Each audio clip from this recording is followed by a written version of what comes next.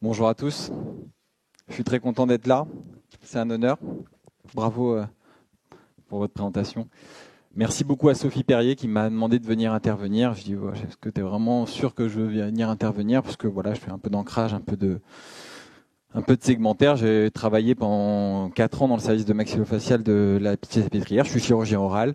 Et je remercie toute l'équipe de la Pitié, des internes, mes anciens co-chefs et mes quelques maîtres qui sont là, parce que merci de votre confiance, parce que c'était pas simple de se mettre en place. Donc aujourd'hui, on va parler en fait des ostéotomies segmentaires versus les corticotomies. Juste pour dire, en fait, moi je fais une activité d'implanto-préimplantaire. Et on m'envoie souvent des patients pour résoudre un problème. Donc le zygo, les reconstructions. Et là, c'est plutôt des problèmes d'espace prothétique. Donc aujourd'hui, on va essayer de comprendre comment on peut s'en sortir quand il y a des égressions molaires. C'est pour les implantologues. Voilà, on doit poser des implants, mais est-ce que l'espace prothétique est suffisant pour pouvoir poser un implant? Et en fait, on se rend compte que les réseaux sociaux, effectivement, ces questions qui semblent acquises pour vous sont très peu connues du monde dentaire. C'est-à-dire, voilà, un jeune praticien, poser les implants, poser la prothèse. On se pose la question du projet prothétique initial quand même, ce qui guide normalement la pose d'implant. Et voilà, bonjour, pas de hauteur prothétique. Donc sur les réseaux sociaux, maintenant, on essaie de répondre facilement à des questions qui sont très compliquées. Dents surtout prémolaires petites, résultat pas du tout esthétique, on voit que le patient est assez jeune, que faire? Eh bien aujourd'hui c'est ce qu'on va essayer de résoudre. Le problème c'est qu'on reçoit dans nos consultations des patients qui sont déjà implantés, dans lequel soit le temps est passé et les dents antagonistes sont égressées. Vous savez que quand vous n'avez pas de calage, eh bien finalement les dents ont tendance à s'égresser, à fermer l'espace prothétique, à chercher un calage à tout prix. Et donc là on a un patient qui a 27 ans, qui a 3 implants magnifiquement intégrés, ostéo-intégré, mais pas d'espace prothétique. Il y a eu une tentative avec une petite vis pour remonter moyennement un traitement sectoriel qui aurait peut-être nécessité de baguer l'ensemble pour pouvoir peut-être améliorer l'espace, mais un échec. Et donc on a des patients qui sont assez épuisés, qui viennent vous voir en consultation. Donc on va parler de l'anomalie du sens vertical postérieur au maxillaire. On va essayer de comprendre les indications des corticotomies et des ancrages pour les corticotomies pour accélérer, les ancrages pour faciliter ce mouvement-là, qui est un mouvement difficile en orthodontie, versus les ostéotomies segmentaires de Schuckardt, ou Schuchardt, ça dépend des personnes, mais qui ont été un petit peu oubliées et qui reviennent aujourd'hui à visée pré-prothétique, à visée implantaire. Corticotomie, ça veut dire cortical, ça veut dire relatif à l'écorce, et tomie, ça veut dire couper. Encore une fois, c'est pas à vous qu'on va apprendre ça. Si on reprend l'historique de ce que je vous présente aujourd'hui, c'est acquis depuis très longtemps, puisque en fait, les premières publications, c'est Cunningham en 1883, et puis finalement, la paternité finalement de ces ostéotomies et de ces corticotomies, on les adresse à Heinrich Köhl, qui en 1959, dans un article publié dans les 3 Os, va décrire Ma vie, mon œuvre sur les ostéotomies segmentaires et ces fameuses corticotomies. Donc c'est une très vieille technique qui revient au goût du jour. Et puis, de 1959 jusqu'aux années 2000, pas beaucoup d'évolution. D'anciens patrons de la Salpêtrière, comme Michel Benoît, un livre exceptionnel sur la chirurgie pré-prothétique, qui est difficile à trouver. Je remercie Didier Ernenwein qui me l'avait offert quand on a été passé dans son service, où on vous explique un petit peu comment on peut faire ces techniques-là. Et puis, Jennerson, Souya, tout le monde va parler de ces corticotomies, parler de ces accélérations de mouvement, sans forcément amener une innovation. Et puis, il va falloir finalement le développement de la chirurgie parodontale et de l'orthodontie pour arriver dans les années 2000 avec 2 frères, un parodontiste et un orthodontiste qui s'appellent les frères Wilco, qui vont remettre ces techniques-là au goût du jour. Les frères Wilco s'opposent à la théorie d'Heinrich Köhl. Heinrich Köhl, c'est tout ce qui empêche le mouvement dentaire, c'est la corticale osseuse. Donc je coupe l'os, c'est une théorie des blocs osseuses, et je le remets en place. Les frères Wilco, finalement, eux, s'opposent à cette technique, ont une théorie plus biologique. Finalement, ils se disent qu'on est dans un univers à haute viscosité, c'est l'os. On a une dent qui est à haute viscosité. Si on ramollit l'os via des stimulations osseuses, eh bien, on pourra faciliter le mouvement orthodontique. Le problème, c'est plus on facilite un mouvement orthodontique, plus la dent va vite dans l'os et peut se retrouver en dehors. On ne va pas parler des mouvements d'expansion, très peu. On va parler des mouvements d'ingression aujourd'hui. Donc 2 écoles s'opposent.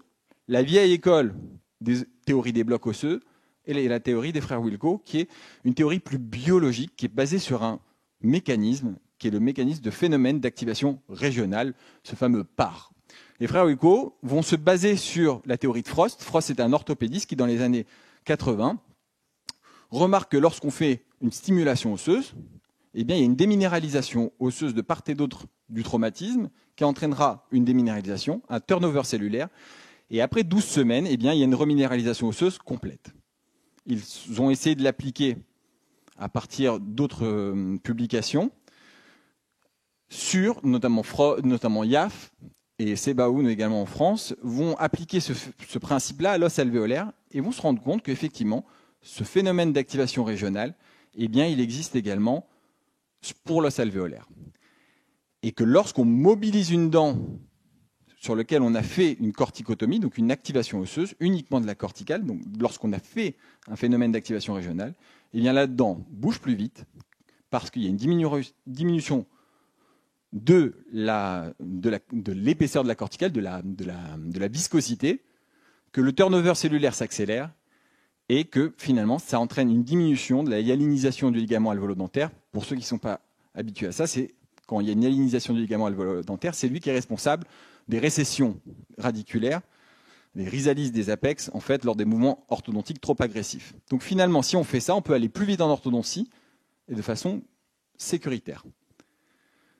Lino va reprendre en 2007 donc ses publications, Monsieur Charrier aussi, sur les corticotomies et vont montrer qu'on accélère finalement le traitement et le mouvement dentaire. Sebaoun, c'est une des coupes histologiques qui est sortie d'un de ses articles, va montrer que finalement, eh bien, lors du contrôle, on a le haut qui est l'os, D la dentine. Lorsqu'on va stimuler l'os, eh bien, on a une déminéralisation osseuse. Et puis qu'à 11 semaines, on a une reminéralisation osseuse qui se fait de façon progressive. Donc, on pose le décor finalement de ce qu'on peut faire. Ici, vous avez l'enveloppe de profit que vous connaissez parfaitement en noir, qui est les mouvements orthodontiques qu'on peut faire avec une dent au maxillaire et à la mandibule. Je remercie Didier pour cette petite icono. Et voilà les mouvements, l'amplitude théorique des mouvements qu'on pourrait faire en chirurgie des bases osseuses. Sebaoun, mais en fait surtout Souya, a décrit cette enveloppe de profit modifiée par les corticotomies, et on se rend compte que dans le mouvement d'ingression, eh bien, on peut avoir des résultats assez exceptionnels, voire proches de certaines chirurgies des bases osseuses. L'intérêt, donc, si on résume un petit peu, là, c'était le côté un peu difficile de la conférence, c'est on peut accélérer le traitement orthodontique, on peut améliorer l'enveloppe de mouvement. Wilco, mais je ne rentre pas dans les détails, disent qu'on renforce le parodonte en amenant une couche de biomatériel autour des enveloppes dentaires pour éviter, dans les mouvements d'expansion, d'avoir des dénudations radiculaires. Tout le monde n'est pas forcément d'accord, on ne rentrera pas dans ce débat-là.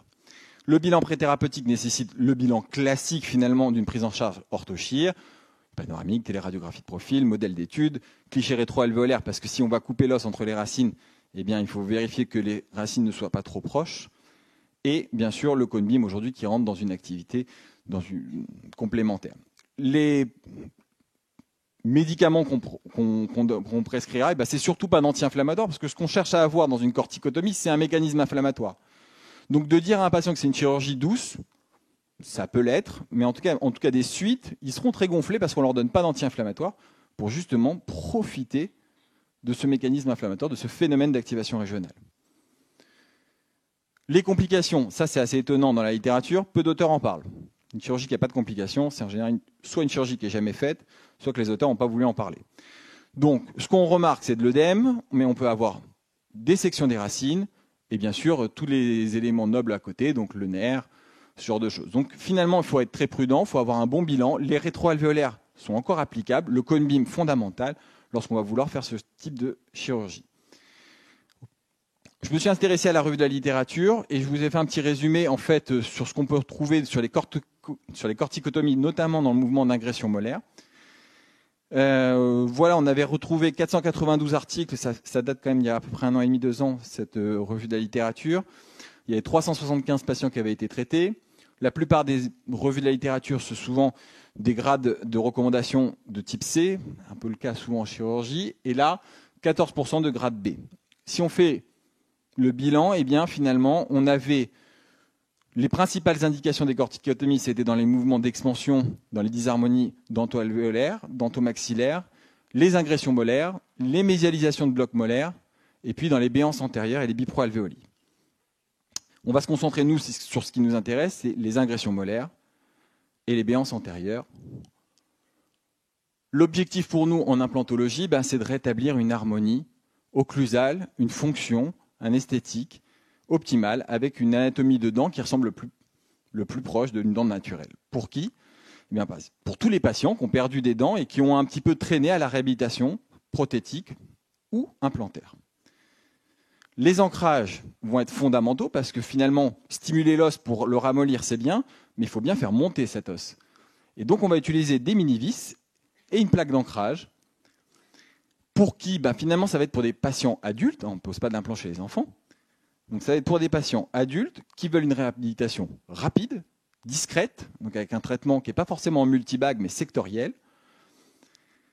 Les alternatives, bien sûr, elles existent.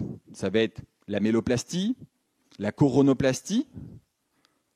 Ça va être le traitement endodontique avec la couronne. Donc on va devoir dévitaliser la dent pour essayer de remonter, de récupérer cet espace prothétique.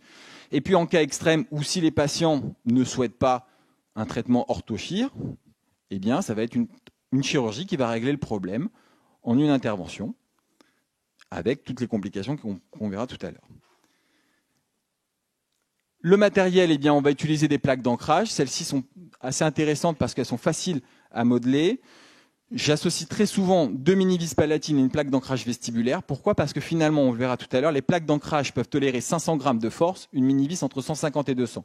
Donc quand vous mettez une plaque sur une mini-vis, eh bien, la plaque elle est plus forte. Et donc on a souvent des débricolages des vis. Et l'orthodontiste, je suis désolé pour les orthodontistes, il vous dit « Ah, mais ta mini-vis, elle est mal posée, elle s'est débricolée. » Ça dépend des forces que tu as mis dessus. Si tu mets des forces très importantes, donc peut-être en mettre 2 pour pouvoir un petit peu équilibrer ça. La mise en charge de ce protocole, c'est tout de suite. Ça veut dire qu'on fait notre stimulation osseuse, on pose notre mini-vis, notre mini-plaque, et puis on met en charge tout de suite. Si on ne met pas en charge tout de suite, la littérature nous dit qu'il faut attendre 8 semaines. C'est pas mal de collaborer avec l'orthodontiste et de vous dire tu la veux où ta plaque? Dessine-moi, comme ça moi je ferai exactement la même chose de bloc pour pas qu'on rentre en conflit. Oui, ta plaque est trop antérieure, trop postérieure, trop mésiale, trop distale. Vous êtes des correspondants compliqués, les orthodontistes, donc il faut vraiment qu'on puisse parler la même langue. Je vais me faire beaucoup d'amis, je crois. Donc la collaboration, il la veut là, il l'aura là, il la veut la plaque ici, comme ça on est d'accord. Donc on voit que c'est des égressions, mais avec un parodonte qui est difficile, mais conservé. On ne parle pas d'égression parodontale, mais il faut faire attention. Donc l'histoire, c'est de faire une petite incision. Le simple fait de lever le lambeau mucopériosté, on enclenche un phénomène d'activation régionale. Donc on peut griffer l'os, mettre des petits points. On n'est pas obligé de faire des sections transfixiantes. Ensuite, on va conformer notre plaque, mettre la mini-vis. Et voilà ce qu'on peut obtenir en termes d'agression orthodontique. Donc on va rentrer un petit peu dans des cas cliniques un peu plus importants. Donc ici, c'est une patiente qui est venue me voir pour 3 implants. Et elle a un encombrement dentaire. Elle ne souhaite pas du tout se rentrer dans un traitement orthodontique. Elle a une molaire qui est très égressée, un peu fatiguée, un inversé d'articulé, de l'encombrement antérieur. Et un autre confrère lui a dit on t'enlève une dent, et puis on va t'aligner les dents devant, et puis la molaire qui est ici, on te l'enlève. Donc elle est venue pour 3 implants, elle ressort avec 2 dents en moins. C'est un peu difficile à accepter. Donc on a décidé de faire un traitement avec un renfort d'abord parodontal par un assainissement, curetage avec le parodontiste. Et ensuite on va faire, en accord avec l'orthodontiste, une corticotomie d'activation, un renfort par rajout de biomatériel et des ancrages. Donc la chirurgie, je passe, on active l'os. Voilà le résultat. Et on a mis donc une mini-vis en mésiale de la 7 et une mini-vis en distale. C'est plus facile comme ça pour mettre une petite ligature élastomérique. À 4 mois, voilà les premiers résultats. Donc ça nous permet de poser l'implant. On ne va pas tout de suite poser l'implant parce qu'il faut d'abord que ça marche, ce qu'on fait. Une fois qu'on a posé l'implant, eh bien, on va pouvoir faire nos réhabilitations prothétiques. Et voilà la réhabilitation. On est à 1 an. Ce cas, il a déjà 5 ans. C'est assez simple, je la vois quasiment tous les jours parce que dans le service, en fait, c'est l'appariteur de la panoramique. Désolé pour ça. Et ça se passe plutôt bien pour elle, avec un suivi parodontal. Et on voit que le renfort a été fait. On passe quand même en moins de 6 mois sur une thérapeutique où on a pu la réhabiliter, lui remettre des dents, alors qu'initialement, on l'avait dit, on va vous enlever 2 dents. Un autre cas clinique qui a été vu par mon patron. Voilà, il me dit, Mika, on va programmer cette dame. Est-ce que tu peux nous faire des petites selles? J'ai dit, je pense que effectivement, le geste d'impaction postérieure pour récupérer l'espace prothétique, c'est pas à moi de le juger, mais je pense qu'on peut faire autrement. Il me dit, regarde, elle veut des implants en bas, donc on va faire corticotomie, plaque d'ancrage, mini-vis palatine. On a quand même une égression assez sévère. Modèle en plate, pareil, je demande à l'orthodontiste, dessine où tu veux, comme ça, on est tous d'accord. La chirurgie sous anesthésie locale, on peut lever un lambeau mucopériosté, on peut faire une incision fond du vestibule, peu importe. On active l'os, piezo, fraise boule, quelque chose qui en tout cas va stimuler l'os, poser la mini-plaque. On va ensuite tunneliser la gencive pour que ça sorte sans contrainte, sans conflit avec les dents du bas. Poser les mini-vis, fin d'intervention. Je ne dis pas que c'est mini-invasif, mais ils sont gonflés quand même. D'accord ? Après 6 mois de traitement orthodontique, en multibag, des ligatures élastomériques qui ont été mis, on a la récupération d'un espace prothétique qui est convenable, on n'a pas fait une chirurgie lourde sous anesthésie générale, et donc on a récupéré l'espace prothétique. Un dernier petit cas, pareil, une égression, il ne veut pas de correction de sa classe 2, on va assainir, désolé, le détartrage a été fait le jour de la photo, on va partir sur le même concept, corticotomie, pose dans plaque, mini-vis, vous avez compris, c'est toujours la même chose, pose d'implant, c'est pas des globales déchus, désolé, je fais ce qui est au marché de la paix. Récupération d'espace prothétique à 4 mois, ça valide la prothèse. On surcorrige le temps que la prothèse soit faite pour que lors du débagage, finalement, le patient puisse avoir ses couronnes. Petite égression passive par la suite et la réhabilitation prothétique. Encore un petit cas très sectoriel. Ici, on bague. Petite corticotomie d'activation, toujours la même chose. 2 mini-vis, je charge beaucoup, au moins je suis tranquille sur mes ancrages. Poser une mini-vis ou deux, ça rajoute 30 secondes de plus. Une plaque d'ancrage, on la règle bien pour qu'elle sorte au milieu des dents d'à côté, au milieu de la face vestibulaire.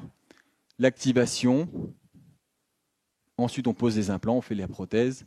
Voici le cas après, un petit avant. Après, en moins de 6 mois, on a quand même résolu une solution sans dévitaliser les dents. Ici, un autre cas, pareil, corticotomie, plaque d'ancrage, récupération d'espace prothétique très rapide, en quelques mois. Pour résumer, donc, ça permet de faciliter, d'accélérer le traitement orthodontique et de récupérer des espaces prothétiques avec une chirurgie qui est assez simple, sans enlever les dents. Maintenant, il y a des situations qui sont extrêmes, où il n'y a pas d'espace prothétique. On est très embêté, les égressions sont extrêmes, je présente le patient aux orthodontistes, et là j'adore parce qu'ils me disent non. Donc là, ça indique à faire une chirurgie plus importante, et là on est très embêté, parce qu'on n'a pas d'espace prothétique, on a des gens qui étaient en errance thérapeutique, qui se manifestent à la consultation et disent j'ai 30 ans, 40, 50 ans, j'arrive pas à mâcher, personne ne peut me réhabiliter, on ne peut pas me faire un stélide, on ne peut pas me faire un appareil, on ne peut pas me mettre d'implant. Heureusement, il y a eu des confrères qui ont dit non, pas d'implant, parce que quand il y a des implants, c'est un peu plus compliqué. Et donc, on va essayer de les réhabiliter. Donc, on part sur cette ostéotomie segmentaire de Schuckardt. Donc, Schuckardt a présenté cette ostéotomie des blocs alvéolaires. C'était un moyen simple de corriger, simple entre guillemets, parce que c'est une chirurgie qui était quand même acrobatique, de corriger des béances antérieures, et puis l'amélioration de l'anesthésie générale, l'amélioration des techniques orthodontiques, des chirurgies, a fait disparaître cette technique chirurgicale au profit des chirurgies totales pour corriger les béances antérieures. L'intérêt maintenant revient à viser pré-prothétique pour une chirurgie, pour des patients qui veulent des implants, ils veulent un traitement rapide, et donc on va essayer de décrire un petit peu le protocole. Le trait d'incision, il est fond du vestibule. En général, c'est mieux quand il y a une prémolaire en moins. C'est plus difficile quand les prémolaires sont conservés. Donc il faut quand même qu'il y ait cet espace prothétique qui soit en place. Mais c'est assez simple. Pourquoi on a des égressions comme ça? Parce que la prémolaire, en général, a été extraite et les molaires se sont mésialées et se sont égressées.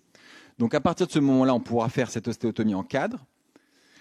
L'apport aujourd'hui de la piezochirurgie quand même permet de faire des chirurgies plus douces, c'est des chirurgies en ambulatoire, et d'avoir des suites quand même plus simples. Vous verrez une vidéo d'une patiente à la fin.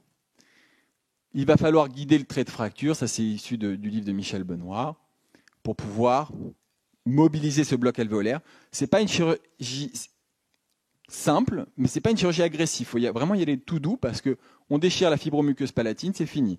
On fait un trou sur la fibromuqueuse palatine, on a une CBS, on va avoir une nécrose du fragment, donc il faut y aller tout doux. Donc voilà ici le cas du patient de tout à l'heure, et on lui propose, voilà, en une intervention, on va te faire ton bridge à la mandibule, et en une intervention, tu sortiras comme ça. Alors, on va reprendre le cas. Ici, c'est un patient avec une négression extrême à droite et faible à gauche. On a un plan d'occlusion postérieure qui est quand même à distance. C'est un patient qu'il faut reprendre, qu'il faut assainir, qu'il faut traiter ses lésions par eau, ses lésions en dos. Une fois que c'est fait, voilà la situation. Il a 50 ans.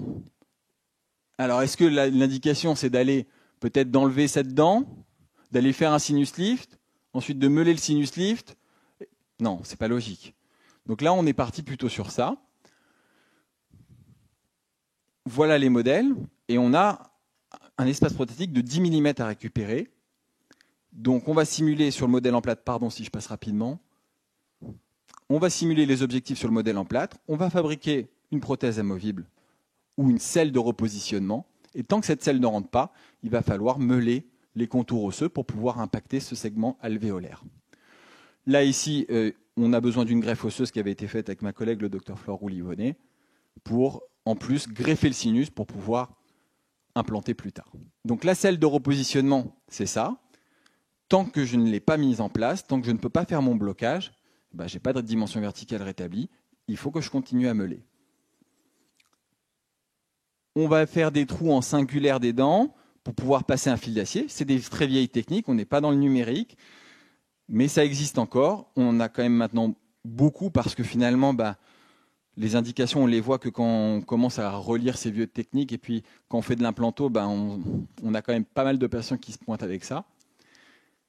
Alors, l'idée, le petit point ici, c'est une petite vis qu'on mettra pour pouvoir faire notre blocage, pour rétablir la dimension verticale et l'OIM, l'occlusion intercuspidie maximale. Donc en secteur 2, on va faire notre petit classique corticotomie ancrage. Voilà. En secteur 1, on va quand même enlever la dent de sagesse, mais finalement, en enlevant la dent de sagesse, ça nous fait notre trait d'ostéotomie. Donc ça, le trait d'ostéotomie postérieure, il est fait. On n'a pas de dent en antérieure, donc c'est assez simple. On fait une incision, bien sûr, au fond du vestibule. On va très doucement, avec une petite rugine, mobiliser ça. Continuer avec des inserts très longs de piezotomes. On ne va pas mettre le gros ostéotome. On va juste venir couper. Une fois qu'on a fait des petites incisions en timbre-poste, on mobilise avec nos doigts. Et puis ça vient tranquillement. Et après, on va pouvoir régulariser l'os, soit au détriment du pilier zygomatique, et bien sûr en palatin. Après, la petite astuce, c'est de venir décaler et de rentrer du côté palatin vers le sinus maxillaire pour pouvoir éviter de grands meulages en postérieur. Donc une fois qu'on a abaissé ça, on va mettre notre selle de repositionnement, on a mis notre greffon endosinusien, on fait notre blocage, on met notre plaque d'ostéosynthèse, voilà le résultat en sortie de bloc. On enlève les gouttières. En général, c'est 45 jours, mais plutôt 3 mois. On joue un peu la sécurité. Donc ça, c'est le jour de l'ablation des gouttières. On fait des prothèses pour valider ça. Et ensuite, on peut poser nos implants. Le avant-après permet de rétablir une situation catastrophique en une situation qui est normalisée. Un autre cas d'une négression bilatérale, une patiente jeune, souvent d'origine africaine, avec des égressions importantes. Ici, on a décidé de mésialer le bloc molaire pour éviter un implant en trop, et puis parce qu'elle voulait une réhabilitation sur les 6. Donc, on a décidé de simuler notre ostéotomie, de mésialer le bloc molaire. On peut le faire sur articulateur, c'est bien de le faire avec un arc facial, mais sur articulateur, puisque c'est des mouvements uniquement de récupération d'espace prothétique, ça peut le faire encore sur occluseur. C'est mieux de le faire sur articulateur. La petite selle de repositionnement qu'on va ligaturer. L'incision, vous la connaissez. On va couper. On va mettre notre selle.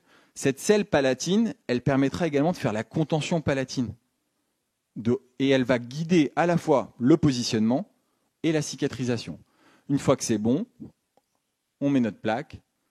On peut même mettre les implants tout de suite, puisqu'on a rétabli tout de suite la dimension verticale postérieure. Et on va pouvoir poser nos implants. L'avant-dernier cas, une égression très importante, des dents à retraiter, pas d'espace prothétique, elle est jeune. On voit à chaque fois il manque la prémolaire. À chaque fois ce bloc molaire, c'est mésialé par manque de prémolaire et par absence d'antagoniste. En orthodontie, ça aurait été compliqué. Même en chirurgie des bases osseuses, c'est compliqué. Donc on va simuler sur modèle en plâtre, on va faire notre petit gouttière comme d'habitude et maintenant qu'on a un peu plus d'expérience, on peut même directement faire la prothèse qui va nous donner. Tant que la prothèse elle fait pas clac-clac, c'est que c'est pas bon. Il faut continuer les régularisations osseuses. Et là, on fait une petite gouttière souple qui permettra de faire la contention palatine. Parce que finalement, si on met que des plaques en vestibulaire, il y a encore un petit jeu. Avec la contention palatine qu'on laisse 45 jours, on est sécure. Donc l'intervention, c'est la même chose. Piezo aussi, peu importe. On va mobiliser le bloc alvéolaire. On y va tout doux, tout doux, tout doux. On remet la prothèse. Voilà la situation terminée. La prothèse réhabilitée. Et voilà. Alors, il y a du boulot encore, hein. On n'est pas sorti. Mais déjà, on est dans une situation qui est normalisée. Maintenant, on va pouvoir poser les implants par la suite. Un dernier cas qui est intéressant, d'une patiente qui est infirmière dans un autre service, qui a entendu parler de ça, donc elle est venue. Ici, on a envie d'enlever la dent de sagesse parce qu'elle nous donne l'aspect en secteur. Elle est quand même égressée, sur le plan parodontal, il y a des poches, donc on va assainir. On a une égression extrême, à droite comme à gauche, un peu moins secteur 1, effectivement. On décide de faire une double segmentaire et la prothèse immédiate. On a une atrophie sous-sinusienne, donc plutôt que comme avant, mais tout à l'heure c'était un cas plus important, j'avais demandé à Flore d'aller prélever une crête iliaque. Là, on peut faire maintenant avec des prélèvements ramiques. On va faire notre ostéotomie, combler avec du broyat osseux en scrapant à la mandibule le bas-fond sinusien et rajouter un greffon ramique pour coffrer ça, qu'on ligaturera avec un petit fil d'acier. C'est très artisanal, c'est pas du tout numérique, je suis désolé. Donc voilà, le plan de traitement, on l'explique simplement au patient en faisant un petit dessin. Il vous manque 2 implants, il faut qu'on refasse remonter les dents. Il manque de l'os, on le prélèvera là. C'est pas du tout numérique, mais au moins ça a le mérite d'être très compris par le patient. Donc on y va. On va faire la petite segmentaire. Une fois qu'on la baisse tranquillement à la rugine, on vient combler avec un substitut osseux qui est mélangé à de l'os scrapé. On arrive à avoir des très gros volumes. Donc là, vous avez le sinus, mais en fait qui est renversé face à nous. Il faut bien cureter toute la membrane sinusienne pour ne pas avoir de mucocèle, sinon on va avoir des gros soucis. Ensuite, un petit prélèvement ramique. On l'ajuste pour qu'il tombe et qu'il couvre toute la perte de substance pour maintenir ce biomatériel mélangé à de l'os autologue. On va le glisser, le ligaturer avec un tout petit trou de chaque côté. Il faut quand même que ça soit bien solide. Et comme ce n'est pas forcément nous qui posons les implants, il faut que le correspondant il ait juste un fil à tirer et à enlever pour poser ses implants. Il y a le corps adipeux jugal qui est juste à côté. Bon, on va en profiter, on va couvrir tout ça pour sécuriser. Comme on dit mon praton, on fait ceinture, bretelle, bouton pression. Et voilà. On essaie toujours d'avoir un petit contact quand même pour que ça soit bien, ça puisse se cicatriser. Et ensuite, on rajoute le corps adipeux et on ferme. Voilà la cicatrisation. On a donc posé nos implants. Là, vous la voyez à 1 semaine. On a l'espace prothétique qui est conservé. Je l'ai revu la semaine dernière, donc on a 4 mois. Donc j'ai le cone beam. Là, vous l'entendez normalement. Bon, on n'entend pas. Elle dit que ça va. On est à 1 semaine post-opératoire là. Elle dit qu'elle est gênée par la plaque. Mais voilà. Le pré-op et le post-op. L'avantage de ces chirurgies alvéolaires, eh bien, que ça revient au goût du jour parce que ça a été modifié à visée implantaire pour pouvoir récupérer un espace prothétique rapide pour des patients sur lequel un traitement orthochir serait compliqué à mettre en place. On a un résultat qui est immédiat. Attention quand même aux inconvénients. Il faut rester doux. Il ne faut pas aller taper l'artère palatine parce qu'après ça commence à être un petit peu compliqué. On peut avoir des séquestres osseux, une lésion anatomique, la nécrose du bloc alvéolaire. On part dans une situation beaucoup plus compliquée derrière. Sincèrement, au maxillaire, je n'ai pas eu ce genre de complications. À la mandibule, par contre, là, c'est beaucoup plus corticalisé et ça peut arriver sur des petites segmentaires. On en parlait tout à l'heure avec des pères. Qu'on peut avoir des petits séquestres, en tout cas chez moi, pas forcément chez lui. Et donc, il faut faire attention.